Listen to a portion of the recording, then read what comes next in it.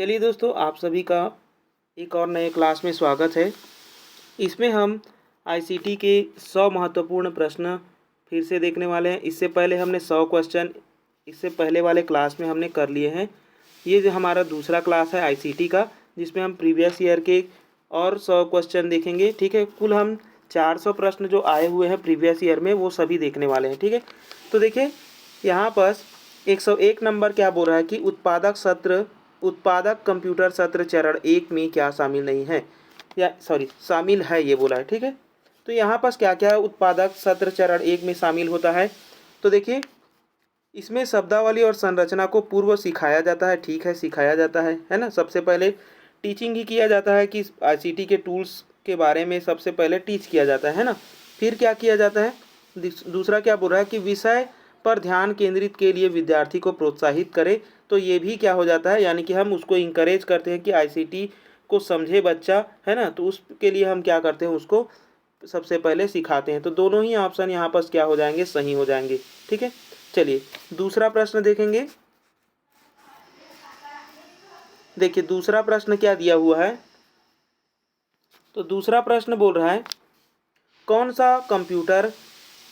सा यानी कि यहाँ पर उत्पादक सत्र के संदर्भ में निम्नलिखित में से कौन सा सही नहीं है, यानी कि यहाँ पर गलत कथन कौन सा है ये हमें बताना है। ठीक है, विद्यार्थी की भाषाई और वैचारिक रूप से तैयारी कराना। तो देखिए तैयारी कराना जो है वह किस में आ जाता है, चरण 2 में नहीं आता है, चरण 1 में आता है। किस में आता है, चरण 1 में आता है। ठीक है, चरण 1 का ये बोल रहा है, तो ये तो हो गया हमारा गलत। ठीक है, दूसरा पढ़ लेते हैं।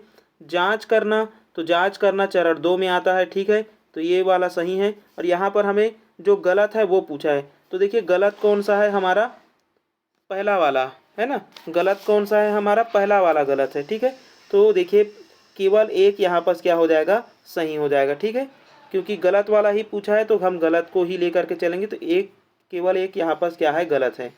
आगे देखेंगे। देखिए अगला प्रश्न है 103 नंबर। इसमें बोला जा रहा है कि उत्पादक कंप्यूटर सत्र चरण 4 क्या कहता है, यानी कि चरण 4 के बारे में पूछा है कि चरण 4 जो है वह क्या कहता है। उत्पादक कंप्यूटर सत्र में कोई चरण 4 नहीं होता है। उत्पादक सत्र के कितने चरण होते हैं, 4 चरण होते हैं। ठीक है, दूसरा क्या बोल रहा है कि कंप्यूटर टैबलेट मोबाइल सत्र से पहले, यानी कि ये तो हमारा चरण 1 को बता रहा है। ठीक है, ये बी ऑप्शन क्या बता रहा है, चरण 1 को बता रहा है। ठीक है, कंप्यूटर टैबलेट मोबाइल सत्र के दौरान, यानी कि बाद में, during the computer tablet mobile session, है ना। यहाँ पर डूरिंग बोल रहा है, तो ये हो जाएगा हमारा चरण किसके अंतर्गत आ जाएगा, ये चरण 3 के अंतर्गत आ जाएगा। ठीक है, सी ऑप्शन। डी ऑप्शन देखेंगे, तो डी ऑप्शन क्या कह रहा है, कंप्यूटर टैबलेट मोबाइल सत्र के बाद। तो बाद वाला जो है वह किस में आ जाता है, चरण 4 में आ जाता है। किस में आ जाता है, चरण 4 में आ जाता है। ठीक है, किस में आ जाता है, चरण 4 में, बाद वाला। ठीक है, 4 चरण होते हैं। पूर्व वाला सत्र से पहले को हम पहला चरण बोलते हैं। सत्र के मध्य में एक होता है, उसको हम दूसरा चरण बोलते हैं। सत्र के दौरान होता है, उसको हम क्या बोलते हैं, चरण 3 बोलते हैं। चरण 4 किसे बोलते हैं, तो सत्र के बाद वाले को हम क्या कहते हैं, चरण 4 कहते हैं। ठीक है, तो ऑप्शन डी यहाँ पर क्या हो जाएगा, सही हो जाएगा, क्योंकि पूछा क्या है, कंप्यूटर उत्पादक सत्र में चरण 4 को क्या कहा जाता है, तो सत्र के बाद कहा जाता है। ठीक है, चलिए यहाँ पर देखिए आंसर को गलत लिया हुआ है, ऑप्शन सी लिया हुआ है, इसको डी होना चाहिए था। देखिए यहाँ पर भी दिया हुआ है कि चरण जो 4 है कंप्यूटर टैबलेट मोबाइल सत्र के बाद वाला चरण होता है। ठीक है, सबसे पहला चरण सत्र के पहले, फिर दौरान, फिर सत्र में चलते रहता है, उसको हम प्रोसेस वाला चरण कहते हैं। ठीक है, और सत्र चरण 4 होता है जो सत्र के बाद होता है, यानी कि सीख लेने के बाद की प्रक्रिया है। ठीक है, चलिए आगे देखेंगे। अगला प्रश्न देखिए, अगला है 104 नंबर प्रश्न, यानी कि चौथा प्रश्न। उत्पादक कंप्यूटर सत्र के संदर्भ में निम्नलिखित में से कौन सा सही है। सबसे पहला है समीक्षा करें कि उन्होंने क्या क्या किया और क्यों चरण 3 के अंतर्गत आता है, यानी कि जो समीक्षा करना है, एनालिसिस करना है, वो चरण 3 के अंतर्गत आता है, ये पूछ रहा है। दूसरा है जमीनी नियम स्थापित करना, यानी कि ज़मीनी नियम कहने का मतलब है बुनियादी, है ना। तो बुनियादी जो है वह चरण 1 में ही आएगा, ठीक है। ज़मीनी नियम हम जब स्थापित करेंगे तो वो तो किस में आ जाएगा, हमारा 3 में आ जाएगा। लेकिन जो समीक्षा है, एनालिसिस किस में आता है, तो देखिए 3 में ही आता है, क्योंकि दूसरा जो है वह डूरिंग होता है ना। वहाँ पर हम अपने जो कार्य है सीखते हैं, है ना, जो सीखे हुए हैं उसका हम प्रयोग करते हैं, तो प्रयोग जो है वह किस में आ जाएगा, दूसरे में आ जाएगा। और हम जब समीक्षा करते हैं, अपने सीखे हुए का एनालिसिस करते हैं, तो वो होता है चरण 3 में, ठीक है।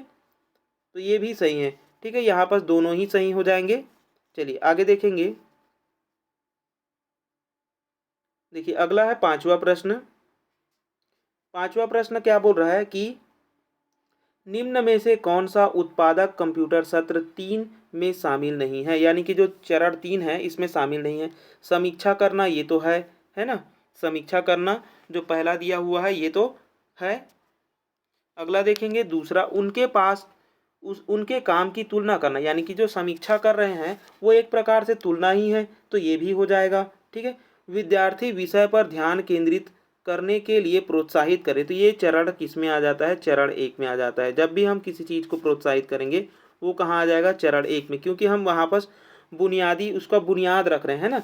और कंप्लीट द वर्क, यानी कि काम को पूरा करें, यानी कि हम काम को पूरा करने के लिए बोल रहे हैं ना, तो काम को पूरा करने के लिए बोल रहे हैं, तो ये क्या हो जाएगा, हमारा चरण 3 हो जाएगा, ठीक है। यानी कि चरण 3 क्या कहता है, किसी उद्देश्य को हमें पूरा करना है ना। तो किसी उद्देश्य को हमें पूरा करना है तो उसके लिए हमें समीक्षा भी करनी होगी, तुलना भी करनी होगी, और कंप्लीट द वर्क, यानी कि कार्य को कंप्लीट भी करने हैं, ठीक है। चलिए आगे देखेंगे। अगला प्रश्न है 106 नंबर। देखिए 106 नंबर प्रश्न, देखिए 106 नंबर प्रश्न क्या बोल रहा है, विद्यार्थियों को इस विषय पर ध्यान केंद्रित करने के लिए प्रोत्साहित करना, यानी कि विषय पर केंद्रित करने के लिए प्रोत्साहित करना किस चरण के अंतर्गत आता है। तो देखिए हम जब भी प्रोत्साहित करेंगे वो किस में आ जाएगा, चरण 1 में आ जाएगा, ठीक है। चलिए आगे देखेंगे अगले प्रश्न को। देखिए अगला प्रश्न है, चलिए अगला प्रश्न देखिए 7वां प्रश्न, उत्पादक कंप्यूटर सत्र के संदर्भ में निम्नलिखित में से कौन सही है, यानी कि यहाँ पर सही कथन का हमें चुनाव करना है, ठीक है। तो देखिए कोलायत का काम जो कंप्यूटर पर निर्मित किया गया है चरण 3 के अंतर्गत आएगा, यानी कि जो कोलायत है ना, एक काम दिया गया है कोलायत, यानी कि एक हमें उद्देश्य मिल गया और उद्देश्य की जब हम पूर्ति करते हैं तो किसके अंतर्गत आता है, 3 में। तो ये तो सही हो गया हमारा, है ना, ये हो जाएगा हमारा सही हो जाएगा। दूसरा क्या कह रहा है कि सुनिश्चित करें कि बच्चे अपने कार्य में बने रहें, यानी कि कार्य पर बच्चा जो है वह बना रहता है किसमें, चरण 2 में, ठीक है, चरण 1 में नहीं, ठीक है, चरण 2 आता। तो ये वाला हमारा गलत हो गया, हमारा एक ही सही है, वो है केवल एक, ठीक है। तो केवल एक वाला सही हो जाएगा, ऑप्शन डी। आगे देखेंगे। देखिए अगला प्रश्न, चलिए अगला प्रश्न देखिए 108 नंबर। 108 नंबर प्रश्न क्या कह रहा है कि उत्पादक कंप्यूटर सत्र के चरण 1 में क्या शामिल है, यानी कि चरण 1 में क्या शामिल है ये पूछ रहा है। आधारभूत नियम की स्थापना करना, यानी कि आधारभूत नियम का स्थापना करते हैं चरण 1 में, तो ये तो ठीक है। विद्यार्थी को लापरवाही से कंप्यूटर का उपयोग करने देते हैं, तो देखिए लापरवाही किसी भी चरण में नहीं आता है, ठीक है। तो ये तो सरासर गलत हो गया, एक ही सही है, तो एक जो है सही है वो हमारा ओनली वन, ठीक है। चलिए सी ऑप्शन सही हो जाएगा। आगे देखेंगे। अगला प्रश्न है, देखिए अगला प्रश्न क्या कर रहा है, 9वां नंबर प्रश्न, निम्नलिखित में से कौन सा कथन अर्थमेटिक, है ना, अर्थमेटिक लॉजिक यूनिट जो हमारा ALU होता है इसके बारे में बोल रहा है कि ALU को परिभाषित करता है, यानी कि ALU के अंतर्गत क्या चीज़ आता है ये हमें बताना है। सबसे पहला दिया है उस क्रम को निर्धारित करता है जिसे कंप्यूटर प्रोग्राम और निर्देश संपादित होते हैं।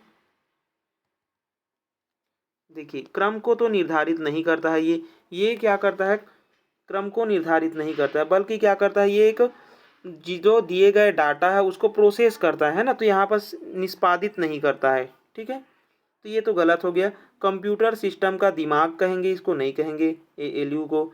डेटा और निर्देशों का प्रसंस्करण करता है, क्या करता है ये, प्रसंस्करण करता है, यानी कि उसको चलाता है। ठीक है, प्रोसेस करता है, क्या करता है, प्रोसेसिंग करता है। जो भी हम डेटा देते हैं, जैसे कि गणितीय हमने कुछ भी डेटा दिए हैं तो वो एएलयू क्या करता है, उसको प्रोसेस करता है। इसीलिए तो इसका नाम क्या है, अर्थमेटिक लॉजिक यूनिट है ना। हम जो भी अंक दे रहे हैं या फिर जो भी लॉजिक्स देते हैं उसको ये क्या करता है, प्रोसेस करता है। ठीक है, और यह एक होता है सीयू। सीयू क्या करता है, तो इस प्रोसेस में जो भी हम कार्य कर रहे हैं उस कार्य को सही ढंग से करने के लिए वो कंट्रोल करके रखता है। ठीक है, तो यहाँ पर ओनली 3 यहाँ पर क्या हो जाएगा, सही हो जाएगा।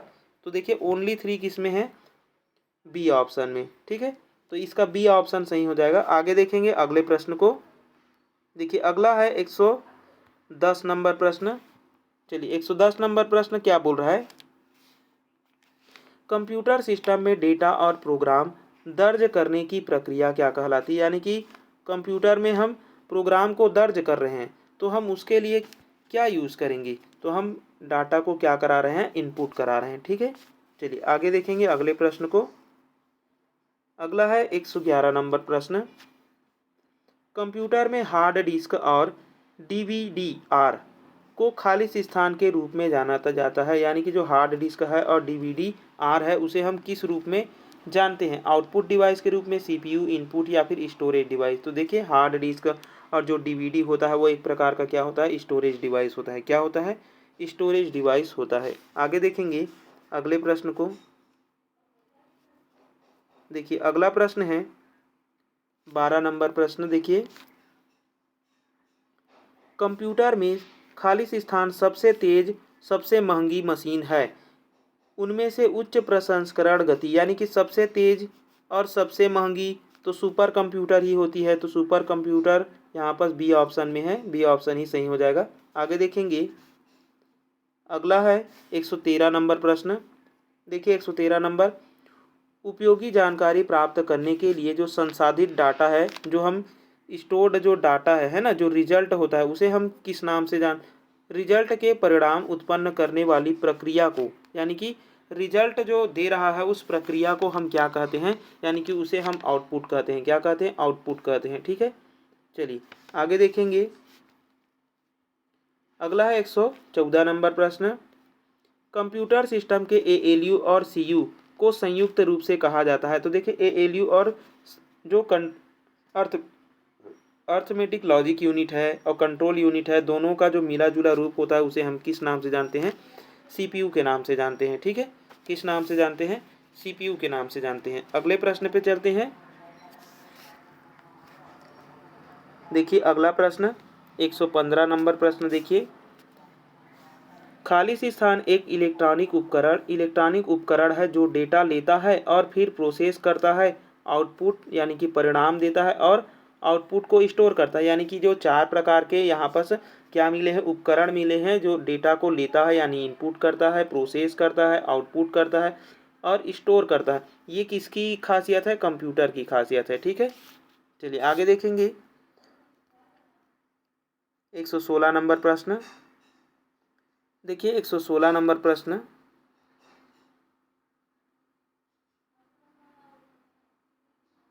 चलिए 116 नंबर प्रश्न।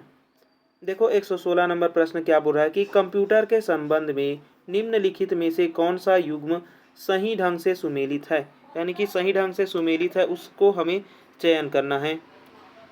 ठीक है, तो देखिए सबसे पहले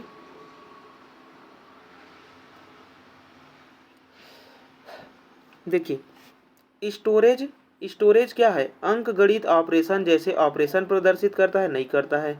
स्टोरेज एक डिवाइस होता है जो कि क्या करता है, डाटा को स्टोर करके रखता है ना, तो ये तो गलत हो गया। दूसरा क्या है, प्रोसेसिंग के बारे में बोल रहा है। प्रोसेसिंग क्या होता है, डेटा को स्थायी रूप से सेव करने की प्रक्रिया है, नहीं है। स्टोरेज का इसमें दे दिया है, प्रोसेसिंग का उसमें दे दिया है ना। कंट्रोल क्या है, तो कंट्रोल हम किसे कहेंगे, जो सभी ऑपरेशन को नियंत्रित करता है उसे हम क्या कहते हैं, कंट्रोल कहते हैं। तो ये सही हो जाएगा, ऑप्शन 3 सही है, ओनली 3 सही हो जाएगा, ऑप्शन बी। ठीक है, चलिए आगे देखेंगे अगले प्रश्न को। देखिए अगला प्रश्न है सहायक तकनीक। एक सहायक तकनीक है जिसका नाम है स्वीप स्टिक्स, है ना। क्या नाम है? Sweep sticks. ठीक है। एक आभासी अनुकूली खाली स्थान है, यानी कि जो स्वीप स्टिक्स है उसे हम क्या कहते हैं? माउस कहते हैं, कीबोर्ड कहते हैं, जॉयस्टिक है, या फिर वो एक प्रकार का पेन है। तो देखिए जो स्वीप स्टिक्स है ये एक प्रकार का क्या होता है? माउस होता है। ठीक है, क्या होता है? माउस होता है। ठीक है, याद रखेंगे, बहुत ही इंपॉर्टेंट है। स्वीप स्टिक्स एक प्रकार का क्या होता है? माउस होता है। आगे देखेंगे। देखिए अगला प्रश्न है, चलिए अगला प्रश्न देखिए 118 नंबर। निम्नलिखित में से कौन सा युग्म कंप्यूटर के उनके अवयव के साथ सही सुमेलित है, यानी कि सही ढंग से सुमेलित है, उसकी हमें पहचान करनी है। Input device. इनपुट डिवाइस के बारे में बोला, कीबोर्ड एक इनपुट डिवाइस है, माउस भी एक इनपुट डिवाइस है, रोम एक मेमोरी है ना, एक मेमोरी है, तो ये कट हो गया। स्टोरेज डिवाइस के अंतर्गत में रोम आ जाएगा। ठीक है। CDR भी एक रोम होता है और CDRW भी एक प्रकार का क्या होता है? स्टोरेज डिवाइस होता है। ठीक है। तो यहाँ पर हमें केवल दो ही यहाँ पर मिल जाएगा, ओनली टू आंसर। आगे देखेंगे। देखिए 119 नंबर प्रश्न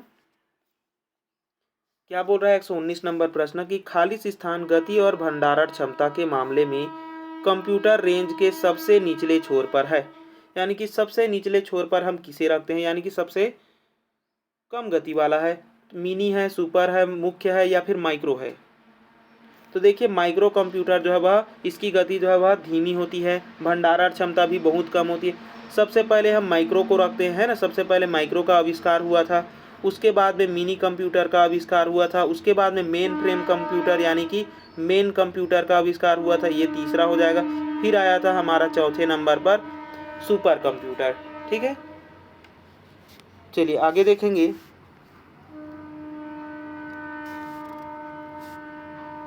देखिए 120 नंबर प्रश्न देखिए, यहाँ पर उस उपकरण का नाम बताइए जो कंप्यूटर में निर्देशों को इंटरप्रेट और एग्जीक्यूट करता है। तो देखिए जो एग्जीक्यूट करता है, प्रोसेस करता है ना, उसे हम क्या कहेंगे? CPU कहेंगे। क्या कहेंगे उसको हम लोग? CPU कहेंगे। ठीक है, आगे चलेंगे। चलिए अगला प्रश्न देखिए 121 नंबर। यह एक छोटी गेंद पर घूमता है और इसके ऊपर 2 या 3 बटन होते हैं। ठीक है, दिया गया कथन कंप्यूटर के किस उपकरण का वर्णन कर रहा है? यानी कि एक छोटी गेंद पर घूमता है, उसे हम क्या कहेंगे? तो देखिए बहुत ही सिंपल क्वेश्चन आ गया, माउस है ना। क्या है वो? एक माउस है। चलिए आगे देखेंगे। देखिए अगला प्रश्न है 122 नंबर प्रश्न। कंप्यूटर के संदर्भ में निम्नलिखित में से कौन सही क्रम में है, यानी कि सही क्रम में है, ये हमें बताना है। सबसे पहले आता है इनपुट, बाकी इसमें भी इनपुट है। फिर आता है प्रोग्राम, और यहाँ पर कंप्यूटर के संदर्भ में सही क्रम में है, ये बोला है ना। तो देखिए क्रम में पूछा है तो ठीक है, इनपुट ही पहली आता है, फिर प्रोग्राम आ जाएगा, यानी कि प्रोसेस या प्रोग्राम कह सकते हैं। फिर आता है हमारा आउटपुट, फिर आता है हमारा स्टोरेज। ठीक है, आउटपुट नहीं आता, आउटपुट लास्ट में नहीं आता है, स्टोरेज पहले नहीं आएगा आउटपुट के, पहले आउटपुट मिलेगा, फिर हम उसको क्या करते हैं? सेव करते हैं। तो ऑप्शन सी यहाँ पर क्या हो जाएगा? सही हो जाएगा। ठीक है, प्रोग्राम से मतलब है प्रोसेस से। ठीक है, चलिए आगे देखेंगे। देखिए यहाँ पर दिया हुआ है, कार्य का उद्देश्य स्पष्ट करें, उत्पादक कंप्यूटर सत्र की किस चरण के अंतर्गत आता है? यानी कि उद्देश्य स्पष्ट करें, हम कह रहे हैं बच्चे को, तो ये किस चरण के अंतर्गत रखेंगे हम इसको? देखिए उद्देश्य को स्पष्ट करना है, explain the purpose of the task.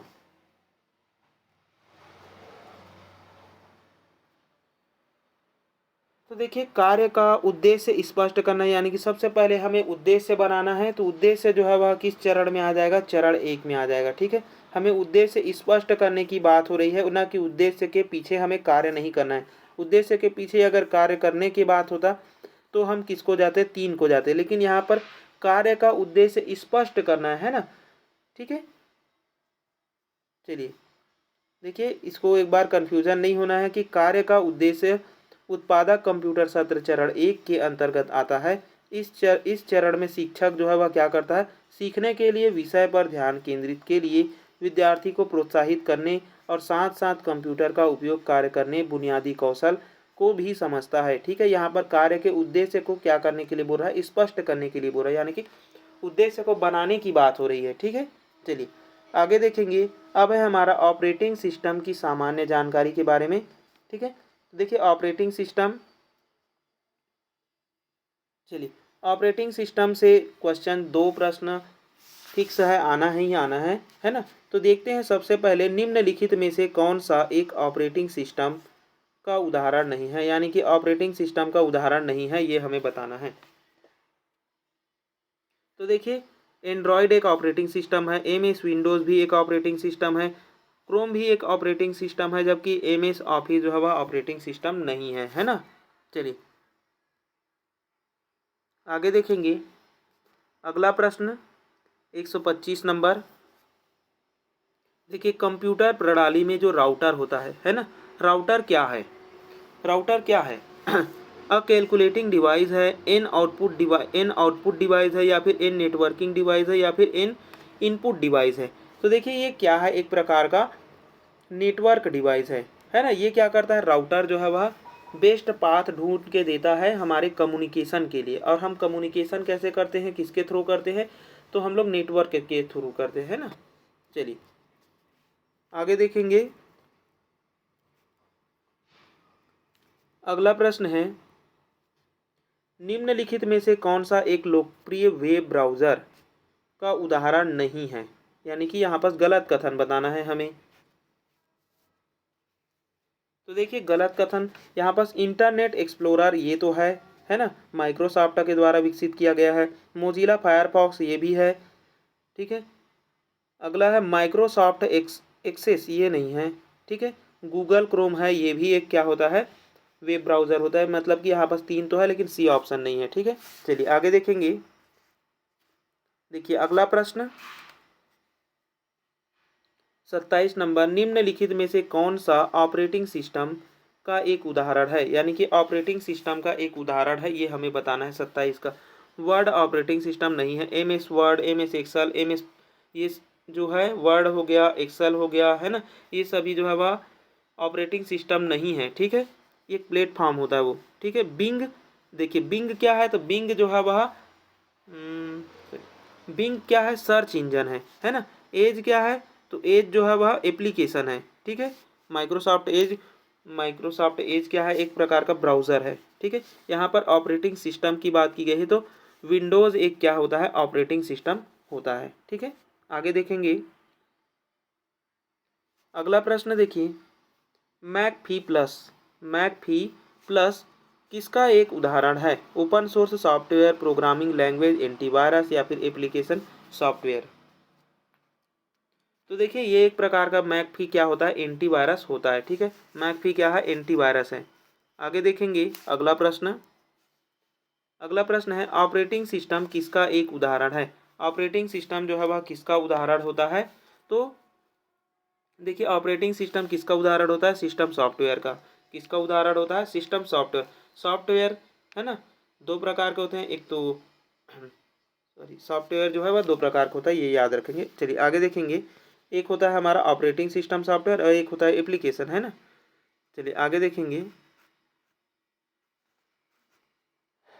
देखिए अगला प्रश्न 130 नंबर, निम्नलिखित में से कौन सा एक,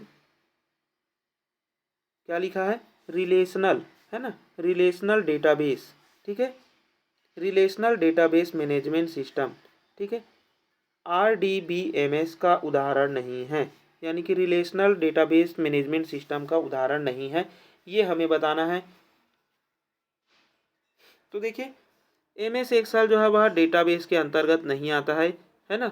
IBM DB2 ये तो है, और MySQL ये भी है, और MS SQL सर्वर ये भी है, ठीक है। तो ये सभी तो उसके अंतर्गत है, लेकिन ये नहीं है, ठीक है।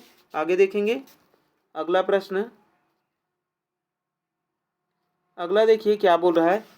तरुण जी सेन एक नाम है, एक नया स्मार्टफोन लेने की योजना बना रहा है। उन्हें निम्नलिखित में से किस पहलू के बारे में चिंता नहीं करनी चाहिए, यानी कि किस चीज़ के बारे में उसे बिल्कुल भी चिंता नहीं करनी चाहिए।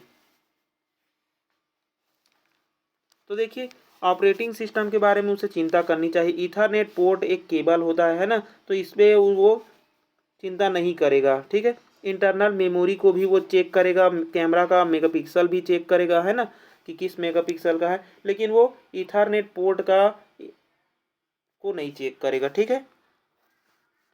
आगे देखेंगे अगला प्रश्न। देखिए अगला है 32 नंबर। कंप्यूटर सॉफ्टवेयर से तात्पर्य है, यानी कि कंप्यूटर का सॉफ्टवेयर क्या होता है। तो ये होता है सेट ऑफ इंस्ट्रक्शन। क्या होता है? सेट ऑफ इंस्ट्रक्शन, निर्देशों का समूह होता है, ठीक है। आगे देखेंगे अगला प्रश्न 133 नंबर प्रश्न देखो। इनमें से उद्यम संसाधन आयोजना आयोजना के फायदे हैं, यानी कि क्या बोल रहा है यहाँ पर, advance of enterprise resource planning ERP है, ठीक है। यानी कि यहाँ पर बताना है कौन सा है। डेटा की सुरक्षा, शिक्षा शास्त्र का समर्थन करता है। डेटा की सुरक्षा और शिक्षा शास्त्र का समर्थन करता है, या फिर बहुत मिलनसार नहीं है। तो बहुत मिलनसार नहीं है ऐसा नहीं कहेंगे, डेटा की सुरक्षा करता है और शिक्षा शास्त्र का भी समर्थन करता है। तो दोनों ही कहाँ पास है? हमारे सी में है, ठीक है। चलिए आगे देखेंगे अगला प्रश्न। देखिए अगला प्रश्न है 34 नंबर। शैक्षणिक प्रौद्योगिकी निम्न को संदर्भित करती है। शैक्षणिक प्रौद्योगिकी जो है वह, एजुकेशनल टेक्नोलॉजी जो है वह किसको संदर्भित करती है? शिक्षा में सॉफ्टवेयर और हार्डवेयर के उपयोग को, ठीक है। कक्षा में प्रौद्योगिकी के बारे में सिखाता है, ये भी ठीक है।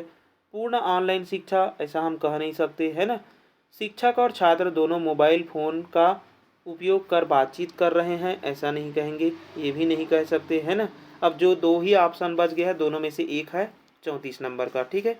तो देखिए हम क्या करेंगे, शिक्षा में ICT टेक्नोलॉजी का मतलब होता है शिक्षा में सॉफ्टवेयर हार्डवेयर का उपयोग होता है ना, सॉफ्टवेयर और हार्डवेयर का उपयोग होता है, ठीक है।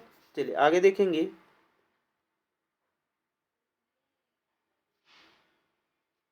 अगला है 35 नंबर। निम्नलिखित सभी सॉफ्टवेयर ऐप जिसका उपयोग कक्षा शिक्षण में होता है सिवाय खाली स्थान जो एक हार्डवेयर है, यानी कि एक जो है वह हार्डवेयर है, बाकी जो है वह सॉफ्टवेयर ऐप्स की बात कर रहा है ना। चलिए 35 नंबर में एक हार्डवेयर दिख रहा है, वो है प्रोजेक्टर, ठीक है। बाकी जो है वह सॉफ्टवेयर जो कि कक्षा में यूज़ किया जाता है, इसको भी कक्षा में यूज़ किया जाता है, लेकिन ये हार्डवेयर है ना। ये बोला भी है हार्डवेयर है सिवाय, है ना। चलिए आगे देखेंगे। ऑप्शन बी लिया हुआ है यहाँ बस, हाँ बी ही लिए थे, है ना, प्रोजेक्टर, ठीक है। चलिए देखिए 136 नंबर प्रश्न को। सॉफ्टवेयर किस प्रकार की अवस्थापना के अंतर्गत आता है, यानी कि सॉफ्टवेयर जो है वह किस इंफ्रास्ट्रक्चर के अंतर्गत हम उसको रखते हैं। नेटवर्क और कनेक्टिविटी अवसंरचना को सक्षम करना, कोर ICT अवसंरचना के अंतर्गत रखते हैं, या फिर ट्रेडिशनल के अंतर्गत रखते हैं। तो देखिए हम इसको रखते हैं ICT के अंतर्गत। किसके अंतर्गत रखते हैं? कोर ICT अवसंरचना के अंतर्गत रखते हैं, ठीक है। चलिए अगला है MS ऑफिस से संबंधित प्रश्न, ठीक है। देखिए MS ऑफिस वाला चैप्टर, इसमें सबसे पहले दिया हुआ है साइबर सुरक्षा के संबंध में एक मल्टीमीडिया प्रेजेंटेशन बनाने और प्रस्तुत करने के लिए निम्नलिखित में से किस सॉफ्टवेयर का प्रयोग का सुझाव देंगे, यानी कि किस सॉफ्टवेयर का आप सुझाव देंगे कि माइक्रोसॉफ्ट प्रेजेंटेशन करना है आपको, है ना। तो प्रेजेंटेशन की बात हो रहा है, तो किस में आप करेंगे? MS power point, Microsoft power point में करेंगे, माइक्रोसॉफ्ट एज में करेंगे, या फिर एक्सेल या फिर वर्ड में करेंगे।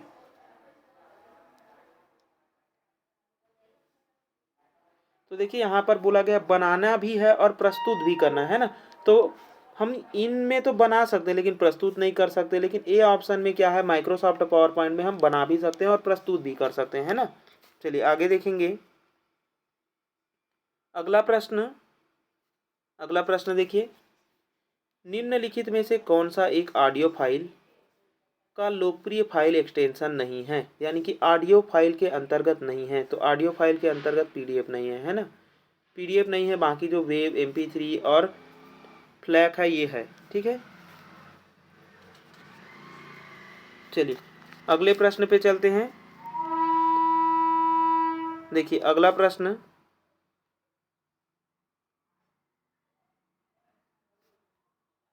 चलिए अगला प्रश्न क्या बोल रहा है कि सत्या ठकुराल एक आदमी का नाम है, एक ऐसे ओपन सोर्स सॉफ्टवेयर टूल की तलाश कर रहा है जो उसकी अपने क्लाइंटों को एक कमर्शियल डिवाइस की विशेषता को प्रदर्शित करने हेतु एक डिजिटल प्रेजेंटेशन में सहायता कर सके। यानी कि ये क्या कर रहा है कि एक ऐसे व्यक्ति को ढूंढ रहा है जो उसको डिजिटल प्रेजेंटेशन में सहायता करे, है ना। तो इसके लिए आप निम्नलिखित में से किसका सुझाव देंगे? आप क्या करें कि आपका जो डिजिटल प्रेजेंटेशन है वो अच्छा हो जाए? आप राइटर का, पावर पॉइंट का, इम्प्रेस का या फिर क्लॉक का, किसका सुझाव देंगे? तो देखिए यहाँ पर हम सुझाव देंगे इम्प्रेस का, है ना। किसका सुझाव देंगे? इम्प्रेस का, ठीक है। चलिए इम्प्रेस के बारे में आप लोगों ने पढ़ा ही होगा, ठीक है। आगे देखेंगे, अगला है 40 नंबर प्रश्न। देखिए कुछ बेसिक टेस्ट और पैराग्राफ फॉर्मेटिंग जैसे कि बोल्ड हो गया, इटैलिक्स हो गया, अंडरलाइन हो गया के साथ विद्यालय के प्रधानाध्यापक को एक हाउस रिपोर्ट लिखने के लिए निम्नलिखित सॉफ्टवेयर में से सामान्यतः सर्वाधिक प्राथमिकता किसे देनी चाहिए? यानी कि उसे बोल्ड भी करना है, इटैलिक्स भी करना है, अंडरलाइन भी करना है, तो उसे किस प्रकार के सॉफ्टवेयर का यूज़ करना चाहिए? MS एक्सेल, MS वर्ड या फिर एडोब प्रीमियर्स का या फिर टेली का? तो देखिए उसे करना चाहिए MS वर्ड का, क्योंकि वो एक क्या लिख रहा है? टेक्स्ट और पैराग्राफ लिख रहा है ना, तो MS वर्ड का यूज़ करेगा वो, ठीक है। आगे देखेंगे, चलिए अगले प्रश्न पे चलते हैं। देखिए ऐसे ही प्रश्न बड़े बड़े EMRS में पूछे गए हैं, ठीक है, समझाते हुए। एक बोर्डिंग हाउस है कि 100 छात्र द्वारा पिछली कुछ परीक्षा में प्राप्त किए गए अंक को संचित करने के लिए सारणीबद्ध शीट तैयार करने के लिए, है ना, जिसमें कुछ बुनियादी सांख्यिकी और ग्राफीय विश्लेषण हो सके, यानी कि उसमें विश्लेषण भी हम कर सकते हैं। निम्नलिखित सॉफ्टवेयर में से आप किसको चूज़ करेंगे ऐसा करने के लिए? कि आप लोगों को छात्र के जो पिछले रिकॉर्ड्स हैं परीक्षा फल के, उसको आप देखेंगे और ग्राफ के सहायता से आप एनालिसिस भी कर सकते हैं उनके। तो किसका यूज़ करेंगे? एडोब प्रीमियर का, एडोब एक्रोबेट का, MS पावर पॉइंट का या फिर MS एक्सेल का? तो देखिए ग्राफ के लिए, ग्राफ जो सारणीबद्ध या फिर, है ना, जिसका हम एनालिसिस कर सकते हैं, जो क्या होने चाहिए? ग्राफी विश्लेषण कर सके, है ना। तो ग्राफी विश्लेषण हम किस में करते हैं? MS एक्सेल में करते हैं, ठीक है। आगे देखेंगे, देखिए अगला प्रश्न है 42 नंबर। 42 नंबर प्रश्न कह रहा है कि किसी इमेज फाइल का एक स्टैंडर्ड फाइल एक्सटेंशन निम्नलिखित में से कौन सा है? यानी कि यहाँ पर इमेज के लिए पूछ रहा है, तो स्टैंडर्ड होता है JPG। क्या होता है? JPG। आगे देखेंगे,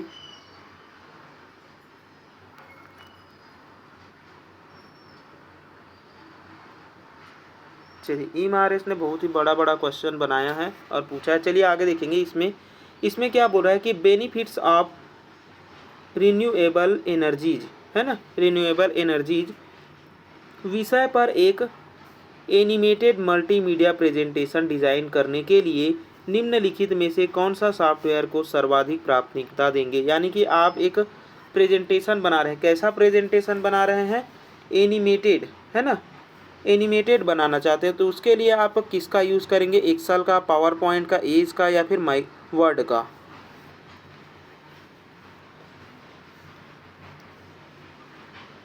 तो देखिए आप एनिमेशन किस में बनाते हैं? एनिमेशन बनाते हैं पावर पॉइंट में। किस में बनाते हैं? पावर पॉइंट में, ठीक है। ऐसे ही याद रखेंगे कि जो एनिमेशन है वो कहाँ बनता है? पावर पॉइंट में। इस प्रकार से आप याद रखेंगे तो इसमें कंफ्यूज नहीं होंगे। आगे देखेंगे, अगला प्रश्न देखिए, अगला प्रश्न क्या बोल रहा है कि माइक्रोसॉफ्ट की स्वामित्व वाली क्लाउड स्टोरेज सर्विस निम्नलिखित में से कौन सी है? क्लाउड स्टोरेज वाली। फ्लॉपी डिस्क है, गूगल ड्राइव है, आई क्लाउड है या फिर वन ड्राइव है?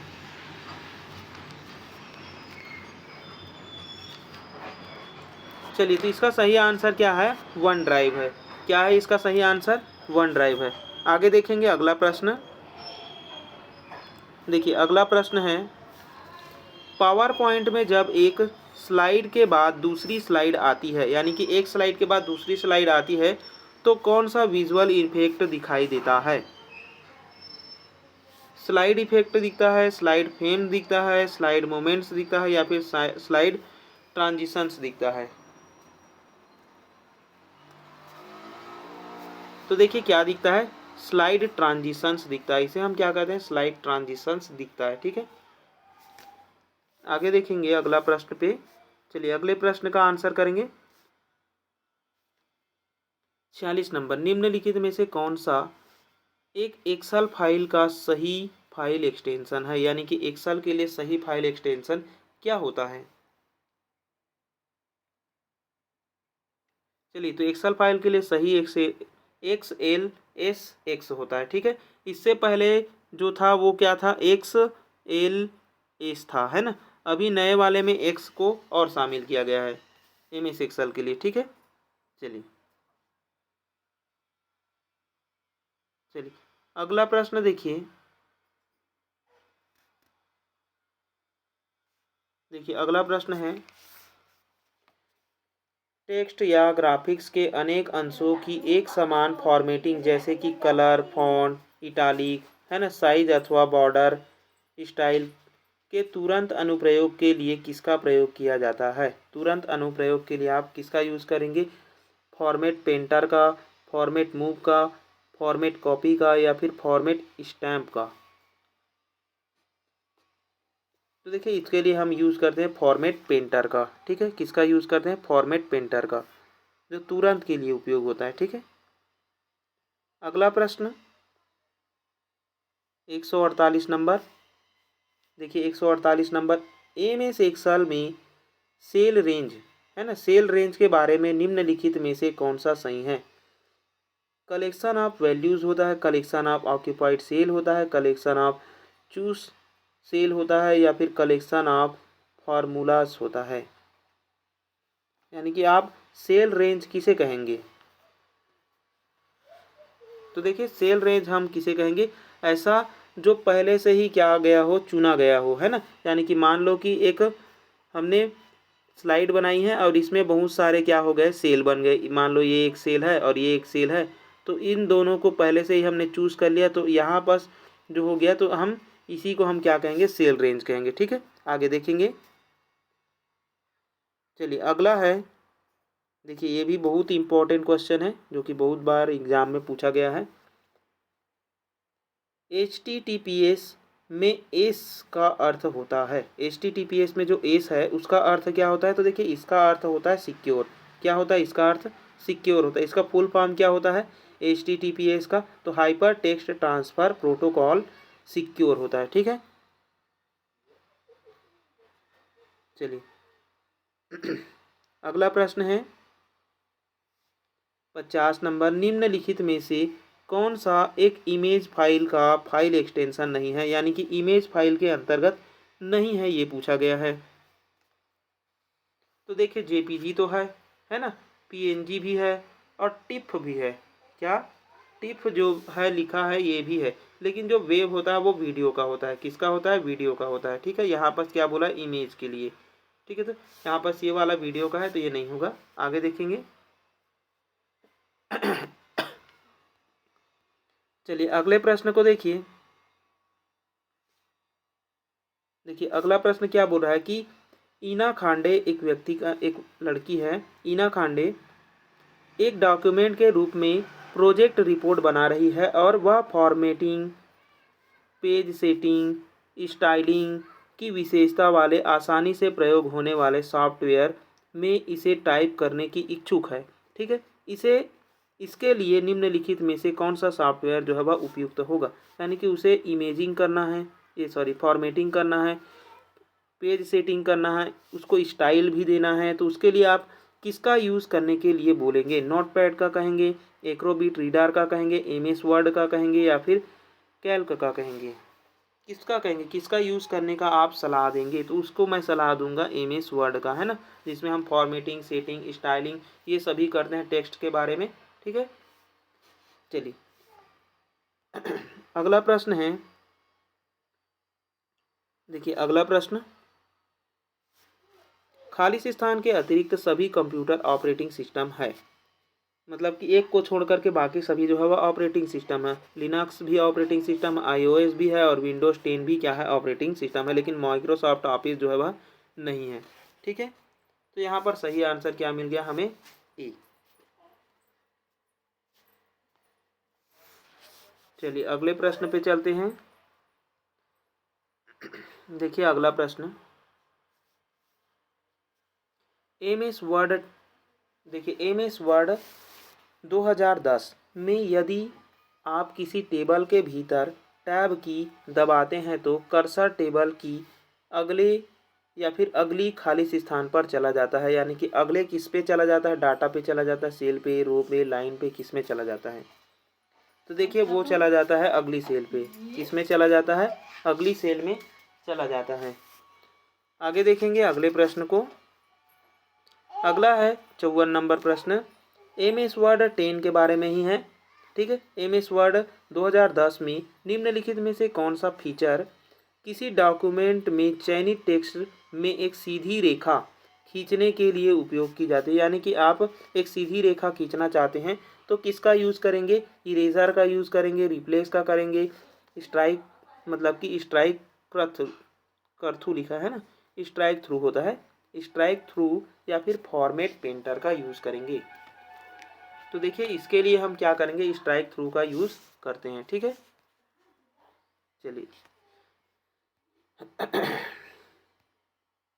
अगला है 55 नंबर प्रश्न, पैराग्राफ में डबल स्पेसिंग यानी कि डबल स्पेस देना है आपको पैराग्राफ में, अप्लाई करने के लिए एमएस वर्ड 10 में निम्नलिखित में से कौन सी शॉर्टकट की का आप यूज़ करेंगे? डबल आपको क्या देना है? स्पेस देना है ना। तो डबल स्पेस देने के लिए हम क्या करते हैं? Ctrl+2 दबाते हैं तो हो जाता है डबल स्पेस। ठीक है, 2 से डबल याद रखेंगे, 2 यानी डबल। ठीक है, चलिए यहाँ पर देख लेते हैं अन्य ऑप्शन के बारे में भी, जो कि बहुत ही इंपॉर्टेंट है, एग्जाम में आ सकता है। एमएस वर्ड 10 में जो Ctrl+2 है वो तो हो गया हमारा डबल स्पेसिंग के लिए। Ctrl+ जब हम 1 दबाएंगे तो सिंगल लाइन स्पेस मिलेगा हमें। ठीक है, Ctrl+5 दबाएंगे तो 5 लाइन नहीं मिलेगा, ये हो जाता है हमारा 1.5 होता है। ठीक है, क्या होता है? 1.5। तो 3 चीज़ याद रखेंगे, Ctrl+2, Ctrl+1, Ctrl+5। ठीक है, यानी कि 1.5 यानी कि 1.5 गुना स्पेस चाहिए तो आपको Ctrl+5 दबाना है। ठीक है, आगे देखेंगे। देखिए अगला प्रश्न है, चलिए अगला प्रश्न देखिए कि इफेक्ट एमएस वर्ड 10 यानी कि जो इफेक्ट एमएस वर्ड 10 की फॉन्ट डायलॉग बॉक्स में उपलब्ध नहीं है। यानी कि इसमें से क्या नहीं है? फैंसी, बोल्ड, इटैलिक या फिर सबस्क्रिप्ट, कौन सा जो है वह नहीं है? तो देखिए फैंसी नहीं है, बाकी सभी है। फैंसी जो है वह नहीं है, बाकी बोल्ड है, इटैलिक है, सबस्क्रिप्ट है ना, ये सभी है। चलिए आगे देखेंगे। देखिए अगला प्रश्न, चलिए अगले प्रश्न को देखिए। एमएस वर्ड 10 में ओपन फाइल को सेव करने के लिए, है ना, सेव करने के लिए निम्नलिखित में से कौन सा कीबोर्ड शॉर्टकट की का यूज़ करते हैं? Ctrl+A के सक्षम होना चाहिए यदि, यानी कि Ctrl+A था उसको तो उसने पहले दे दिया है ना। अब और कौन सा की हम यूज़ करते हैं जिसके कारण सेव होता है? तो देखिए हम दबाते हैं Shift+F12। ठीक है, क्या दबाते हैं? Shift+F12 भी दबाते हैं तो क्या हो जाता है? सेव होता है। ठीक है, आगे देखेंगे।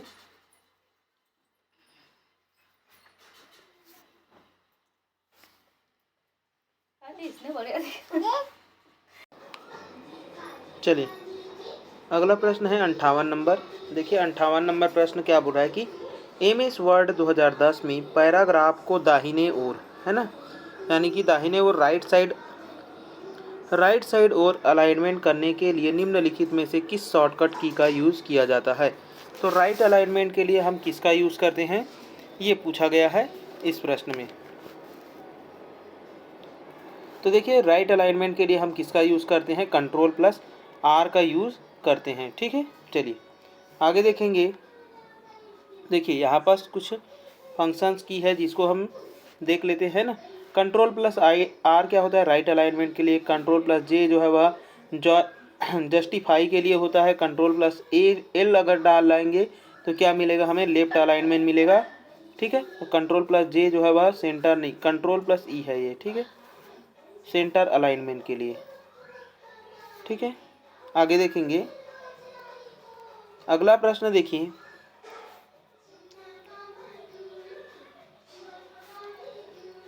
इसमें क्या बोल रहा है कि MS वर्ड 2010 डॉक्यूमेंट में हाइपरलिंक है ना, हाइपरलिंक करने के लिए शॉर्टकट की कौन सा है, हाइपरलिंक करने के लिए शॉर्टकट की क्या है।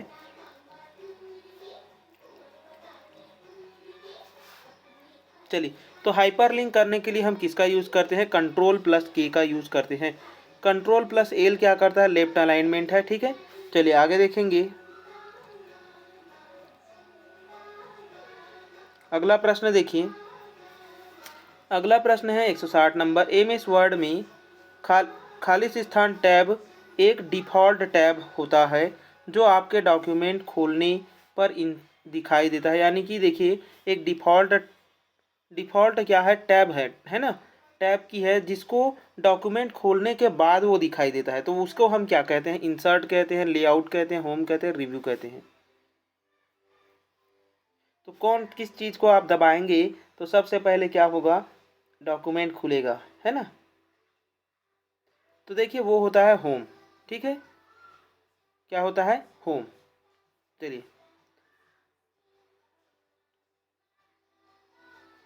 चलिए अगले प्रश्न को देखिए। अगला है 61 नंबर। MS वर्ड 2010 में डिफ़ॉल्ट रूप में क्विक एक्सेस टूल बार, ठीक है, क्विक एक्सेस टूल बार में मौजूद नहीं है। यानी कि क्विक एक्सेस टूल बार के अंतर्गत नहीं है। क्या नहीं है, अंडू, रीडू, कट, सेव, इसमें से एक नहीं है ना। तो देखिए यहाँ पास अंडू है, रीडू भी है, सेव भी है, लेकिन कट नहीं होता है। ठीक है, क्या नहीं होता है, कट नहीं होता है क्विक एक्सेस टूल बार में। आगे देखेंगे। देखिए क्विक एक्सेस टूल बार में क्या क्या होता है।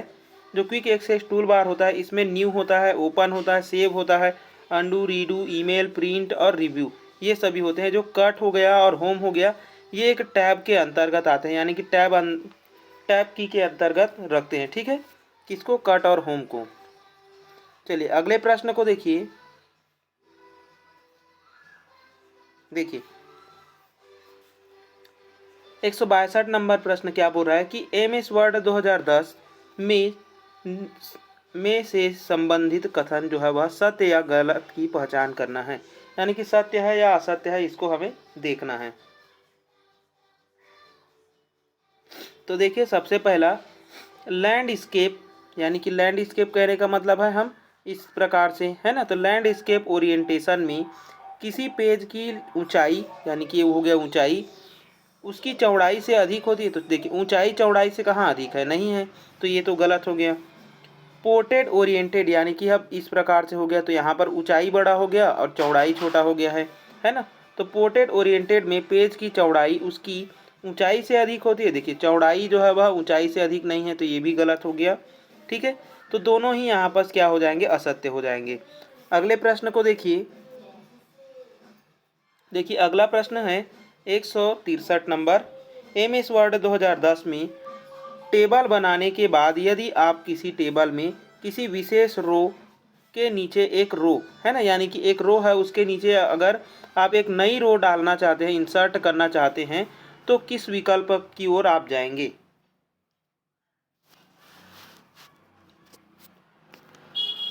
तो देखिए सबसे पहले आप क्या करेंगे, उसके लिए सबसे पहले इंसर्ट रो बिलो, है ना, तो उसको हम क्या करेंगे, इंसर्ट रो बिलो करेंगे। तो एक रो है पहले से, उसके नीचे में एक और रो आ जाएगा। ठीक है, आगे देखेंगे। अगला है, देखिए अगला प्रश्न 164 नंबर।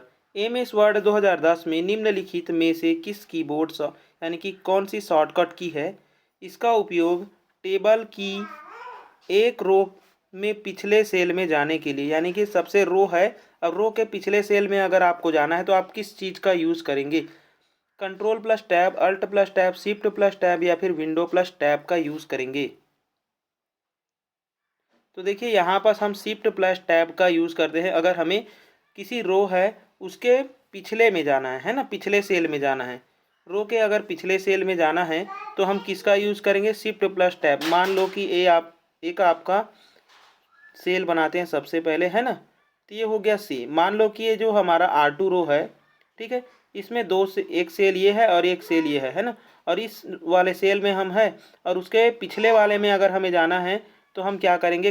शिफ्ट प्लस टैब का यूज़ करेंगे। किसका यूज़ करेंगे? शिफ्ट प्लस टैब का यूज़ करेंगे।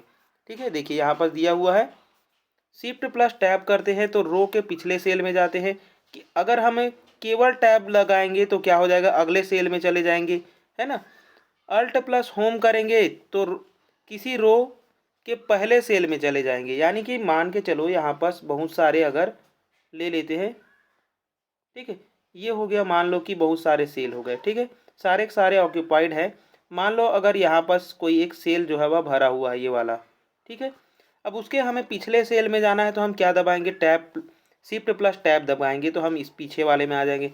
आगे वाले में जाना है तो हम क्या करेंगे? केवल टैब दबाएंगे तो आगे वाले में चले जाएंगे। अगर अल्ट प्लस होम दबाते हैं तो हम सामने वाले में, यानी कि सबसे पहले वाले में चला जाएंगे, और अल्ट प्लस इंड करेंगे तो सबसे लास्ट वाले में चले जाते हैं। ठीक है, चलिए, तो ये याद रखेंगे, बहुत ही इंपॉर्टेंट है। अगला प्रश्न देखिए 165 नंबर। MS वर्ड 2010 में डॉक्यूमेंट के एप्लीकेशन नाम को प्रदर्शित करता है, यानी कि डॉक्यूमेंट के जो एप्लीकेशन का नाम है वो किसके अंतर्गत प्रदर्शित होता है? Ribbon, file tab, quick access toolbar या फिर टाइटल बार। तो कहाँ पर प्रदर्शित होता है? तो देखिए वो होता है टाइटल बार में। किस में होता है? टाइटल बार में प्रदर्शित होता है। ठीक है, आगे चलेंगे। देखिए अगला प्रश्न है 66 नंबर।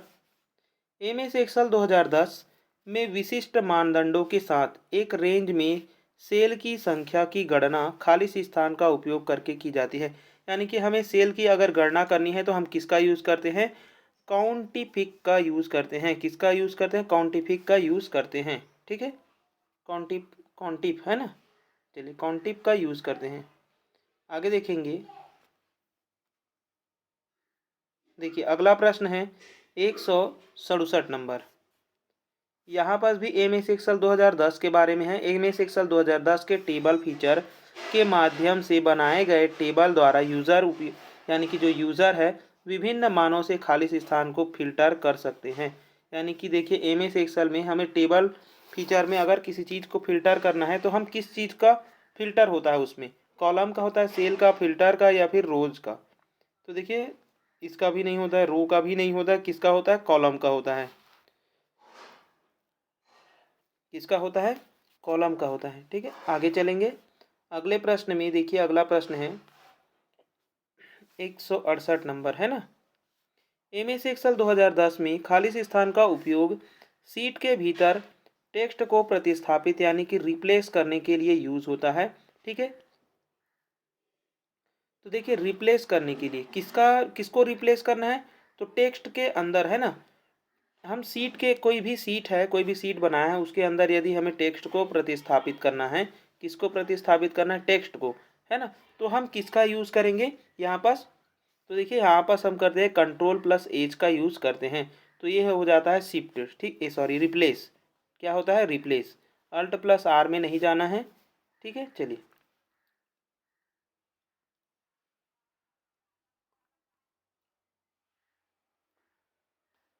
चलिए इस प्रश्न को देखिए। MS एक्सेल 2010 में पिछली सीट पर जाने के लिए शॉर्टकट की का उपयोग किया जाता है।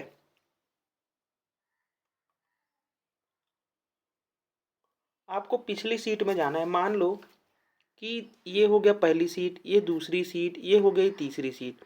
आप इस वाले सीट पे हैं अभी वर्तमान में, है ना। ये हो गया हमारा नाव का स्टेज, है ना। अगर हमें किस में जाना है, पिछले वाले में जाना है। पिछले वाले मतलब कि पीछे वाले में, इसमें जाना है, ठीक है।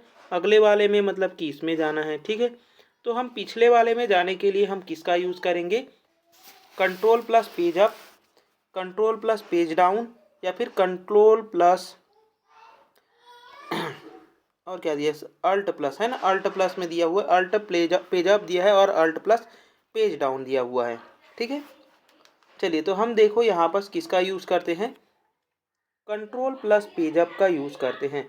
तो देखिए यहाँ पर, देखिए इसको सबसे पहले समझते हैं, इम्पॉर्टेंट है ना। मान लो कि ये एक सीट बना लिए हमने, है ना। ये सीट है, ये सीट है, ये सीट है, ये अलग अलग 5 सीट है, ठीक है। अब 5 सीट में से हम इस वाले सीट पे हैं, ठीक है। तो हमें पिछली वाली में जाना है, तो ये ही पिछली होगा जिसको हमने देख लिया है और स्क्रॉल करते हुए ऊपर गए हैं। तो हम किस में जाएंगे, पेज अप करेंगे तो ऊपर वाले में जाएंगे, पेज डाउन करेंगे तो नए वाले पेज में आ जाएंगे, ठीक है। तो ये हो गया है। जैसे कि मैं पेज अप कर रहा हूँ, है ना, तो पेज अप करूँगा तो मैं क्या करूँगा, ये हो जाएगा ऐसे पेज अप, है ना। तो ये मेरा पिछला हो गया। अगले वाले में मैं पेज डाउन करूँगा तो आगे वाले में चले जाऊँगा ऐसे करके, ठीक है। तो ये चलिए अगले प्रश्न में आ गए, पेज अप हमने, पेज डाउन हमने कर लिया।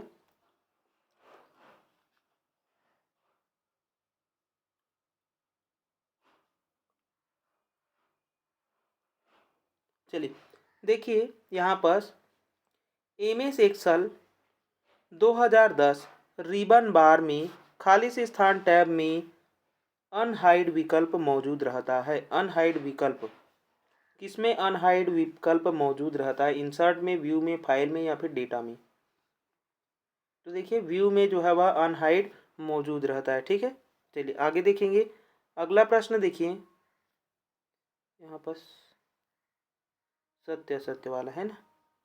चलिए देखिए यहाँ पर MS एक्सेल के फंक्शन के संदर्भ में निम्नलिखित कथन पर विचार करें। पी क्या बोल रहा है, एक कथन है पी, यह दो टेक्स्ट स्ट्रिप्स की तुलना करता है और यदि वे बिल्कुल समान हो तो ट्रू प्रदर्शित करता है। ये ठीक है ना, ये तो सही है। दूसरा बोल रहा है कि क्यू के बारे में, यह दो टेक्स्ट स्ट्रिप की तुलना करता है और यदि वे बिल्कुल भी समान अगर नहीं मिलते, समान नहीं हैं, तो क्या प्रदर्शित कर देता है, एक प्रदर्शित करता है। यानी कि दोनों के दोनों अगर समान नहीं होगा तो एक प्रदर्शित करेगा, क्या नहीं करेगा, ठीक है। तो ये हो गया हमारा गलत। अगले प्रश्न पे अगला जो ऑप्शन है, यह दो टेक्स्ट स्ट्रिप स्ट्रिंग जो है स्ट्रिंग्स की तुलना करता है और यदि वे बिल्कुल समान नहीं है तो फॉल्स प्रदर्शित करता है। ये ठीक है ना। अगर दो स्ट्रिप्स है, दोनों सेम सेम मिलेगा तो ट्रू प्रदर्शित करेगा, अगर सेम सेम नहीं मिलता है, दोनों दोनों है ना गलत मिलता है तो वो फॉल्स प्रदर्शित करता है, एक दो वगैरह कुछ नहीं प्रदर्शित करता, है ना। तो यहाँ पर P सही है और R सही है, ठीक है। तो P और R दोनों ही यहाँ पर सही हैं। आगे चलेंगे, अगले प्रश्न को देखिए। अगला है हमारा कीबोर्ड की शॉर्टकट कुंजियों के बारे में, ठीक है। चलिए कीबोर्ड की शॉर्टकट कुंजियाँ देखते हैं अब। चलिए देखते हैं। तो सबसे पहला नंबर प्रश्न क्या बोल रहा है कि अधिकांश MS ऑफिस एप्लीकेशन में एक एक क्या लिखा है, सेलेक्टेड, है ना, सेलेक्टेड कॉपीड यानी कि टेक्स्ट या इमेज को पेस्ट करने, यानी कि यहाँ पर क्या दिया हुआ है, पेस्ट करने के लिए, ठीक है। तो पेस्ट करने के लिए जो शॉर्टकट की होती है वो क्या होती है, control plus Z, control plus P, control plus P और कंट्रोल प्लस एक्स। तो वो होता है control plus V. Control plus V क्या बताता है, पेस्ट को बताता है। कंट्रोल प्लस जेड जो है वह किसको बताता है, तो ये बताता है अंडू को। और कंट्रोल प्लस एक्स जो है वह कट को बताता है। कंट्रोल प्लस पी किसको बताता है, प्रिंट को बताता है, ठीक है। चलिए आगे देखेंगे। देखिए अगला प्रश्न, किसी डॉक्यूमेंटेशन टूल, यानी कि जो डॉक्यूमेंटेशन टूल है का प्रयोग करते समय कीबोर्ड पर कंट्रोल प्लस एक्स की कॉम्बिनेशन का प्रयोग किया जाता है। यानी कि कंट्रोल प्लस एक्स का जब हम प्रयोग करते हैं तो क्या होता है, पेस्ट होता है, क्या नहीं होता है, तो ये तो गलत हो गया। मूविंग द सेलेक्ट टेक्स्ट, यानी कि ऑब्जेक्ट को सेलेक्ट मूव करने के लिए करते हैं, नहीं करते हैं, कंट्रोल प्लस एक्स। कट के लिए करते हैं, किसके लिए करते हैं हम लोग, कट के लिए, ठीक है। चलिए अगले प्रश्न पे देखिए, अगला प्रश्न,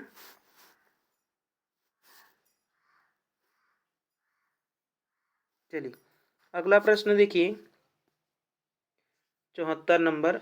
अधिकांश एमएस विंडोज़, ठीक है, एप्लीकेशन में कुछ सेलेक्टेड टेक्स्ट को कॉपी करने के लिए, है ना, कॉपी करने और उसे किसी अन्य स्थान पर पेस्ट करने के लिए, यानी कि सबसे पहले हम कॉपी करेंगे फिर उसको पेस्ट करेंगे, है ना, पेस्ट करने के लिए विकल्पों में से सर्वाधिक शॉर्टकट की हमें बताना है। तो देखिए सबसे पहले हम क्या करें, कॉपी कर रहे हैं, कॉपी करने के बाद हम क्या करेंगे, उसको पेस्ट करेंगे, ठीक है। तो कंट्रोल प्लस सी हो गया हमारा कॉपी करने के लिए, कंट्रोल प्लस वी हो गया हमारा पेस्ट करने के लिए, ठीक है। तो 74 नंबर प्रश्न का आंसर क्या हो जाएगा, ए जो है वह सही हो जाएगा। कंट्रोल प्लस सी जो है वह कॉपी करने के लिए हो गया। सबसे पहले हमें क्या करना है, कॉपी करना है, फिर हमें क्या करना है, पेस्ट करना है। तो कॉपी करने के लिए control plus C, control plus V जो है वह पेस्ट करने के लिए बताता है, ठीक है। चलिए अगले प्रश्न को देखिए।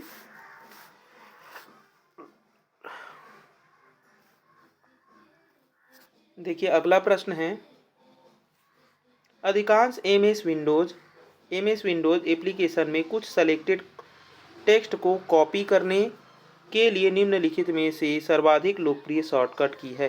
यानी कि अभी जस्ट देखें, कॉपी करने के लिए क्या होता है, कंट्रोल प्लस सी होता है। क्या होता है, control plus C. Control plus P क्या होता है, प्रिंट करने के लिए। कंट्रोल प्लस एक से जो है वह कट करने के लिए, ठीक है। चलिए आगे देखेंगे, कंट्रोल प्लस ए क्या होगा, ओपन करने के लिए होता है, ठीक है। चलिए आगे देखेंगे, देखिए 176 नंबर प्रश्न। वर्ड प्रोसेसिंग सॉफ्टवेयर में एक मतलब कि चयनित जो टेक्स्ट है को कॉपी करने के लिए, यहाँ भी कॉपी करने के लिए है तो कंट्रोल प्लस क्या दबाएंगे, सी दबाएंगे। यही पूछा गया था, कंट्रोल प्लस सी सबसे ज़्यादा पूछा गया है ना, ये हमारे इसमें देख लो। यहाँ से मतलब मान के चलो कि 1 से 2 क्वेश्चन आप लोगों के एग्ज़ाम में ज़रूर देखने को मिलेगा। चलिए देखिए यहाँ पास क्या दिया हुआ है, अरे ये तो बहुत बड़ा क्वेश्चन है ना। चलिए सबसे पहले इसको देखते हैं, यहाँ पास क्या बोल रहा है कि निम्नलिखित में से वेब ब्राउज़र और सर्च इंजन में वर्गीकृत कीजिए। यानी कि कौन कौन सा वेब ब्राउज़र है और कौन कौन सा सर्च इंजन है, ये ढूंढने के लिए बोल रहा है। तो देखिए सबसे पहले फायरफॉक्स। फायरफॉक्स क्या है, क्रोम क्या है, क्रोम एक वेब ब्राउज़र है। सबसे पहले हम वेब ब्राउज़र को ढूंढ लेते हैं। डक डक गो हमारा सर्च इंजन हो गया। एज जो है वह वेब ब्राउज़र है, ठीक है। बिंग सर्च इंजन हो गया। इंटरनेट एक्सप्लोरर क्या होता है, वेब ब्राउज़र होता है ये भी, ठीक है। सफारी भी वेब ब्राउज़र ही होता है। और है क्या, ओपेरा है, ठीक है। तो देखिए कौन कौन सा आ गया है हमारा वेब ब्राउज़र के अंतर्गत में, दूसरा, और आया है हमारा चौथा, और आया है सातवां, सॉरी छठवां भी है, और सातवां भी है, और क्या है, 10वां है, ठीक है। ये याद रखेंगे, 2 4 6 और 7 और 10, ठीक है। 2 4 6 और 7 और 10। चलिए देखते हैं आंसर में। ओह बाप रे, चलिए देखिए वेब ब्राउज़र में 1 2 4 6 7 10 है ना, यहाँ पर 2 4 6 7 10 आ गया है, ठीक है। और यही आंसर है ना, 3 5 8 9। बाकी जो है वह क्या है, सर्च इंजन है, ठीक है। यहाँ पास एक जो है वो क्या था, फायरफॉक्स, वो भी क्या होता है, वेब ब्राउज़र होता है, ठीक है। चलिए फायरफॉक्स भी क्या होता है, वेब ब्राउज़र होता है। तो हमारा पहला ही आंसर क्या हो जाएगा, सही हो जाएगा, ठीक है। चलिए आगे देखेंगे, देखिए अगला प्रश्न,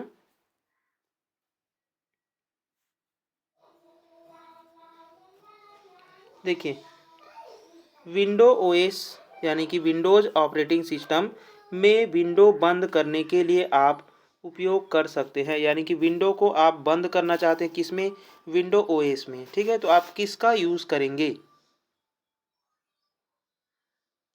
तो हम यूज़ करते हैं विंडो को बंद करने के लिए, केवल विंडो को बंद करने के लिए, है ना। एक विंडो को बंद करने के लिए हम किसका यूज़ करते हैं, अल्ट प्लस F4 का यूज़ करते हैं। किसका यूज़ करते हैं, अल्ट प्लस F4 का यूज़, ठीक है। चलिए अगला देखिए, अगला प्रश्न है, किस शॉर्टकट की का इस्तेमाल सभी टैब छिपाने और डेस्कटॉप पर सीधे जाने के लिए किया जाता है, यानी कि सभी टैब को हमें छुपाना है और क्या करना है, डेस्कटॉप में सीधा जाना है। तो उसके लिए हम किसका यूज़ करते हैं, विंडोज़ डी का यूज़ करते हैं। किसका यूज़ करते हैं, विंडोज़ डी का यूज़ करते हैं छिपाने और डेस्कटॉप में जाने के लिए। ठीक है, चलिए आगे देखेंगे। अगला प्रश्न है, देखिए अगला प्रश्न 180 नंबर। विंडो ओएस में एक एप्लीकेशन के भीतर एक विंडो से दूसरे विंडो में टॉगल, ठीक है, क्या करने के लिए बोला है, अब टॉगल करने के लिए। ठीक है, टॉगल करने के लिए आप दूसरे विंडो उपयोग कर सकते हैं। तो देखिए टॉगल करने के लिए आप किसका यूज़ करते हैं, तो अल्ट प्लस F6 का यूज़ करते हैं। किसका यूज़ करते हैं, अल्ट प्लस F6 का यूज़ टॉगल करने के लिए होता है। ठीक है, चलिए आगे देखेंगे। चलिए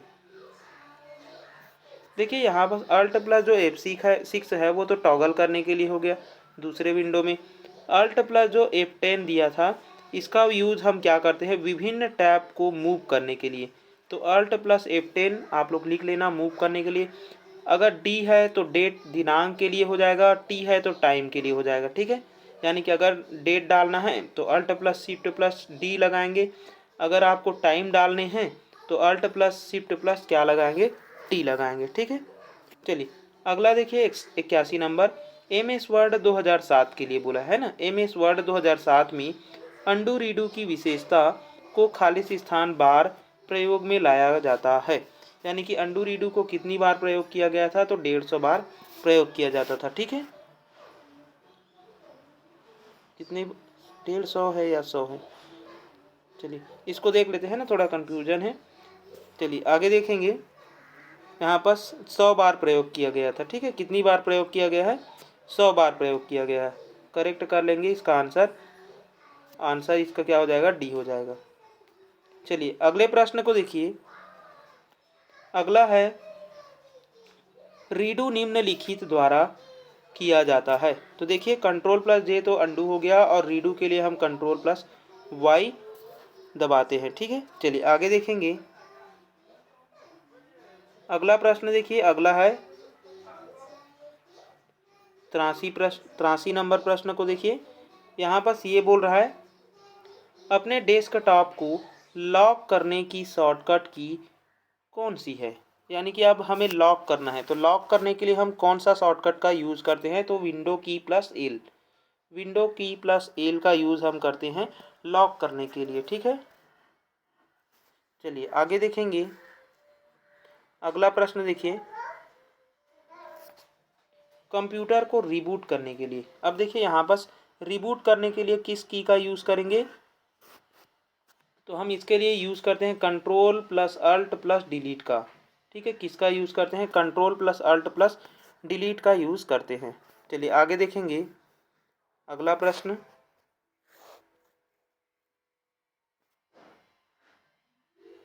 चलिए देखिए अगला प्रश्न, देखिए अगला है 185 नंबर प्रश्न।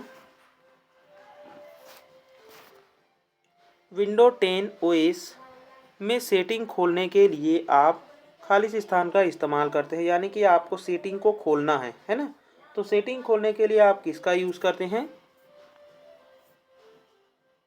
तो देखिए विंडोज़ लोगो की प्लस आई का यूज़ करते हैं सेटिंग को खोलने के लिए। किसका यूज़ करते हैं, विंडो लोगो की प्लस आई का। ठीक है, विंडो लोगो प्लस आई का यूज़ हम क्या करते हैं, ओपन करने के लिए। ठीक है, आगे देखिए 186 नंबर प्रश्न, स्टिकी की। ठीक है, कौन सी की बात कर रहा है, स्टिकी, स्टिकी नहीं है, शिफ्ट की है ये। ठीक है, कौन सा इंग्लिश में करेक्शन देख लेंगे, शिफ्ट की है ना। शिफ्ट की खालिश स्थान टाइम है ना।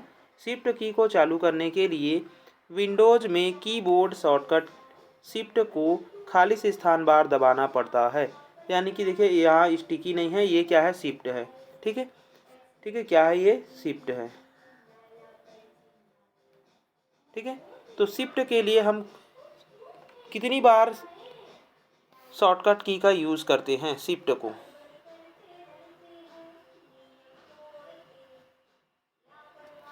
तो हम 5 बार दबाते हैं, ठीक है। 5 बार दबाने पर क्या हो जाता है, वो शिफ्ट हो जाता है। चलिए आगे देखेंगे। देखिए अगला प्रश्न है,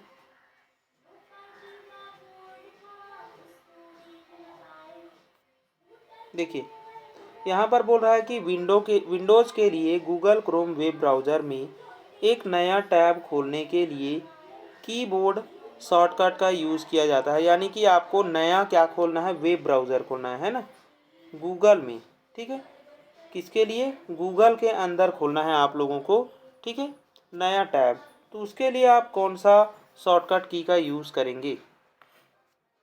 तो देखिए गूगल के अंदर यदि आपको नया टैब खोलना है तो आप कंट्रोल+T का यूज़ करेंगे। किसका यूज़ करेंगे, कंट्रोल+T का यूज़ करेंगे। चलिए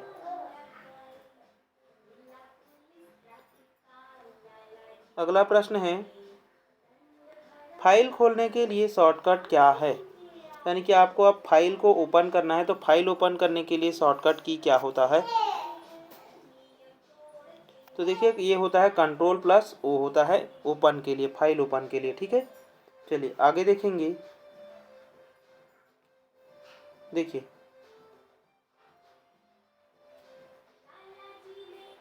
जब आपकी अन्य फाइल खुली हो, यानी कि पहले से ही फाइल जो है वह खुली है, तो डेस्कटॉप प्रदर्शित करने के लिए शॉर्टकट कुंजी होगी। यानी कि सबसे पहले से ही फाइल जो है वह खुली हुई है और आपको डेस्कटॉप को प्रदर्शित करना है, तो आप किसका यूज़ करेंगे, तो विंडोज़ की प्लस डी का यूज़ करेंगे, ठीक है। विंडोज़ की प्लस डी का यूज़ करते हैं। आगे देखेंगे। देखिए विंडोज़ की हाइड और छिपाने दोनों के लिए यानी कि शो एंड हाइड दोनों के लिए होता है विंडोज़ डी, ठीक है। अगर छिपाना है तब भी विंडोज़ डी, विंडो की प्लस डी, और प्रदर्शित करना है यानी कि उसको शो करना है तब भी हम किसका यूज़ करते हैं, विंडो की प्लस डी का यूज़ करते हैं। आगे देखेंगे अगले प्रश्न को। देखिए विंडोज़ के बीच शीघ्रता से अदली बदली यानी कि यहाँ पर स्विचिंग करने के लिए, ठीक है, स्विचिंग करने के लिए कौन सा तरीका अपनाया जाता है। तो देखिए यहाँ पर आपको स्विच करना है, तो स्विच करने के लिए Alt+Tab का यूज़ करते हैं। अल्ट से आप लोग अल्टरनेट याद रख लेंगे ऐसे, है ना। तो अल्ट प्लस क्या हो जाएगा, टैब, अदली बदली, Alt+Tab, अल्ट किए फिर टैब कर दिए, है ना, तो हो गया चेंज। अगला प्रश्न है 191। देखिए 191 नंबर प्रश्न, विंडोज़ 10 ऑपरेटिंग सिस्टम में एक विंडो को मैक्सिमाइज़ करना है, ठीक है। मैक्सिमाइज़ करने के लिए आप किसका इस्तेमाल करते हैं, यानी कि आप उसको बड़ा करना है, उसके लिए हम किसका यूज़ करते हैं, विंडोज़ लोगोस की प्लस अप एरो का यूज़ करते हैं। किसका यूज़ करते हैं मैक्सिमाइज़ करने के लिए, विंडो लोगो की प्लस अप एरो का, ठीक है। चलिए और मिनिमाइज़ करने के लिए, देखिए मिनिमाइज़ करने के लिए क्या दिया हुआ है, और मिनिमाइज़ करने के लिए विंडो लोगो की के साथ में हम डाउन एरो का यूज़ करते हैं, ठीक है। आगे देखेंगे अगला प्रश्न। देखिए ये कूट वाला प्रश्न है, निम्नलिखित का सही मिलान करें। यानी कि यहाँ पर सही मिलान करना है। कंट्रोल+B जो है वह क्या होता है, बोल्ड होता है ना। यानी कि यहाँ पर क्या है, मेक टेक्स्ट बोल्ड, ठीक है। कंट्रोल+U क्या है, हो गया अंडरलाइन के लिए होता है। कंट्रोल+P किस में आ जाएगा, प्रिंट में आ जाएगा। और कंट्रोल+F3 का यूज़ हम लोग चेंज केस लेटर के लिए करते हैं। किसके लिए करते हैं, चेंज केस लेटर के लिए करते हैं। अब देखिए पहले का तो आ गया है 3 में, पहले का 3 में, पहले का 3 में, ठीक है। दूसरे का आ गया है चौथे में, दूसरे का चौथे, दूसरे का चौथे। तीसरे का क्या आ गया है, दूसरे में, तो ये वाला हो गया, ये कट गया, है ना, बाकी तो पहले से कट गया था। यहाँ पर सी आंसर हो गया। अगले प्रश्न को चलते हैं। देखिए अगला प्रश्न है 93। ये क्या बोल रहा है कि कॉपी करने के लिए शॉर्टकट की कौन सी है। यानी कि अब हमें कॉपी करना है तो उसके लिए शॉर्टकट की क्या है, तो वो होता है कंट्रोल+C कॉपी करने के लिए। कंट्रोल+B क्या हो जाएगा, बोल्ड करने के लिए। कंट्रोल+A जो है वह आल होता है, ठीक है। और कंट्रोल+D क्या होता है, डुप्लीकेट के लिए होता है ना। ये किसके लिए होता है, डुप्लीकेट के लिए होता है। चलिए अगले प्रश्न पे चलते हैं। चलिए अगला देखिए,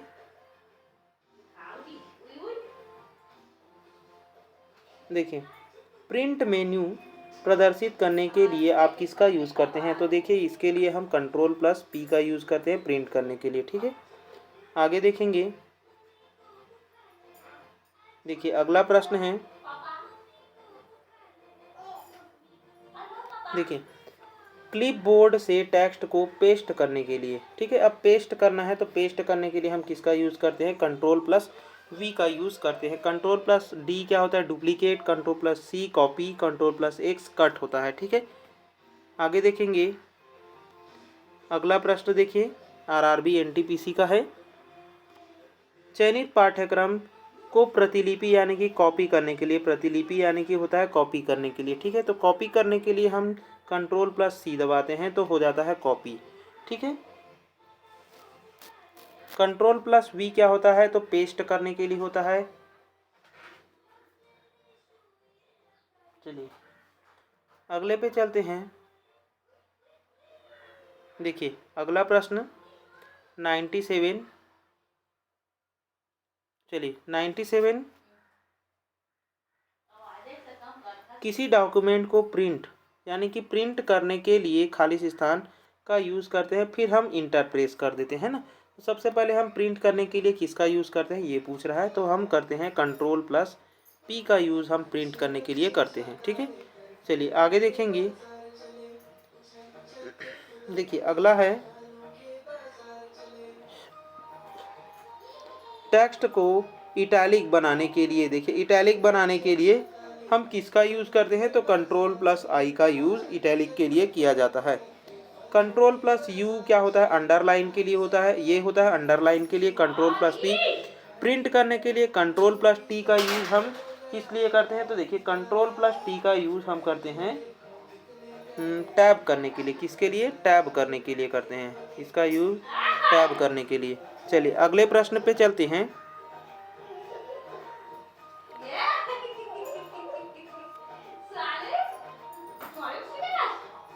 चलिए अगला प्रश्न देखिए, अगला है, जब आप रिसाइकल बिन खाली करें यानी कि इम्पटी रिसाइकल बिन विकल्प चुनते हैं तो क्या होता है? यानी कि इम्पटी रिसाइकल बिन अगर हम चुनते हैं तो क्या होता है? जो हम सभी संचयी यानी कि जो सभी फाइल है आपके कंप्यूटर से स्थायी रूप से डिलीट हो जाता है, ठीक है। हम इम्पटी रिसाइकल अगर यूज़ करेंगे तो क्या हो जाएगा? वो खाली हो जाता है ना, पूरी तरीके से वो डिलीट हो जाता है, ठीक है। अगले प्रश्न पे चलते हैं। देखिए ये है हमारा इस वीडियो का लास्ट प्रश्न। देखिए लास्ट प्रश्न क्या है? रिसाइकल बिन में छोड़े गए फाइल स्थायी रूप से तब हट जाते हैं जब हम किसका यूज़ करते हैं? देखिए स्थायी रूप से तब हटेगा जब क्या होगा? कंप्यूटर बंद हो जाता है, यह मैनुअल रूप से खाली किया जाता है, उपयोगकर्ता बदलता है, डेटा परिवर्तन होता है। तो हमें परिवर्तन की बात नहीं कर रहे हैं, फाइल को स्थायी रूप से क्या कर रहे हैं? हटा रहे हैं। स्थायी रूप से क्या कर रहे हैं? हटाने के लिए बात कर रहे हैं ना। तो ये नहीं आएगा, ये बदलना वाला भी नहीं आएगा, ठीक है। अब क्या कंप्यूटर बंद होने से फाइल जो है वह डिलीट हो जाएगा? नहीं होगा। तो हम क्या करेंगे? उसके मैनुअल रूप से हम उसको खाली करेंगे, तभी जा कर के वो क्या हो जाएगा? खाली हो जाएगा, ठीक है। तो चलिए ये था हमारा आज का 100 प्रश्न, ठीक है।